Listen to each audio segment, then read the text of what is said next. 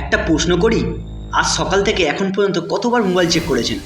5 বার, 10 বার, নাকি তারও বেশি? একটা সত্যি কথা শুনুন, যদি আপনার ফোকাস ঠিক না থাকে তাহলে জীবনে বড় কিছু করা কখনোই সম্ভব নয়। কারণ সাফল্য তাদেরই হয় যারা এক সময় একটাই জিনিসে সম্পূর্ণ মনোযোগ দেয়। আজকের প্রজন্মের সবচেয়ে বড় সমস্যা কি জানেন? Distraction. Social media, OTT, game, এত কিছু আমাদের চারপাশে আছে যে মনোযোগ 5 মিনিটও থাকে না। একটা গবেষণায় দেখা গেছে মানুষের গড় অ্যাটেনশন স্প্যান এখন মাত্র 8 সেকেন্ড। মানে একটা গোল্ড ফিশও আমাদের থেকে বেশি সময় মনোযোগ ধরে রাখতে পারে। ভাবুন তো, আপনি যদি পরীক্ষার জন্য পড়তে বসেন আর প্রতি 5 মিনিটে মন চলে যায় মোবাইলে, তাহলে কখনো বড় ডাক্তার, ইঞ্জিনিয়ার বা সফল উদ্যোক্তা হওয়া সম্ভব? না, কখনোই নয়। এই জন্যই অনেক ছাত্র পড়াশোনা করে না, অনেক চাকরিপ্রার্থী প্রস্তুতি নিয়েও পরীক্ষায় ভালো করতে পারে না, অনেক উদ্যোক্তা মাঝপথে হাল ছেড়ে দেয়। প্রবলেম একটাই, ফোকাস নেই।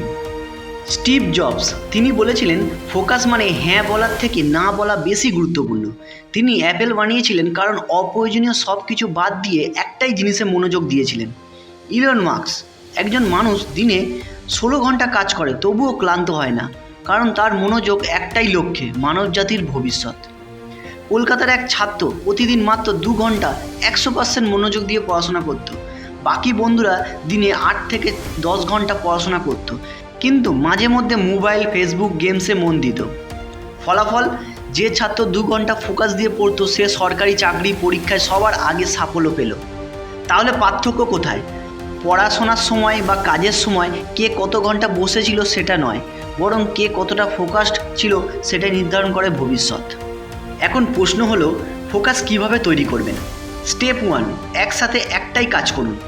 মাল্টিটাস্কিং বন্ধ করুন। যখন পড়ছেন তখন শুধু পড়ুন, যখন কাজ করছেন তখন শুধু কাজ করুন।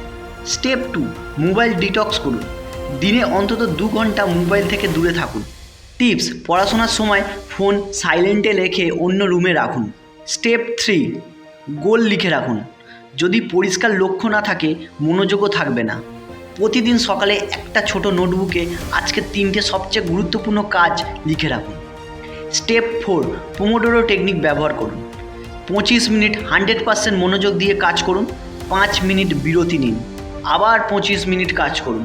এভাবে মস্তিষ্ক ক্লান্ত হবে না, মনোযোগও টিকবে।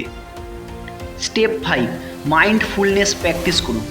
প্রতিদিন 5 মিনিট শ্বাস প্রশ্বাসের ব্যায়াম করুন। বৈজ্ঞানিকভাবে প্রমাণিত, এটা মনোযোগ ও স্মৃতিশক্তি 20% পর্যন্ত বাড়িয়ে দেয়।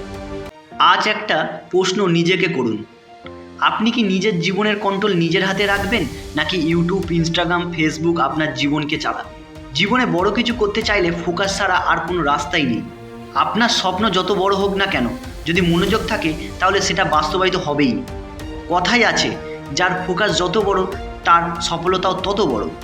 আপনি যদি সত্যি চান যে 2025 সালটা হোক আপনার জীবনের সবচেয়ে বড় সাফল্যের বছর, তাহলে আজ থেকেই ফোকাসের প্র্যাকটিস করুন। এই ভিডিওটা যদি আপনার ভালো লেগে থাকে, এক্ষুনি লাইক দিন, বন্ধুদের সাথে শেয়ার করুন আর সাবস্ক্রাইব করুন, কারণ আমি প্রতিদিনই আপনার জীবনের জন্য নতুন অনুপ্রেরণা নিয়ে আসছি।